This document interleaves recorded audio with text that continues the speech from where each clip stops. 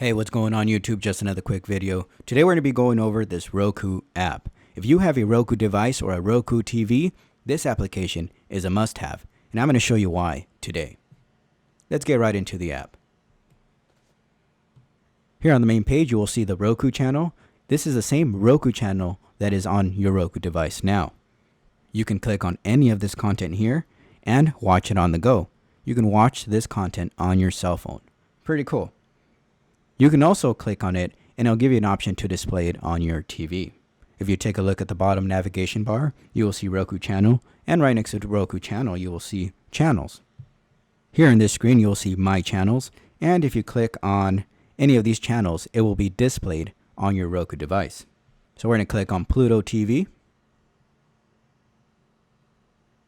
and you will see that Pluto TV will come up. On the bottom of the toolbar, right next to channels, you will see Remote. If you click on Remote, this is what you will see.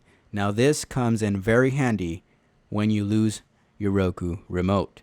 You can control your Roku device by using your smartphone. And all you have to do is download the app and make sure that it is connected to your Wi-Fi network. So here, this remote will pretty much control everything: up, down, home, back, play, pause.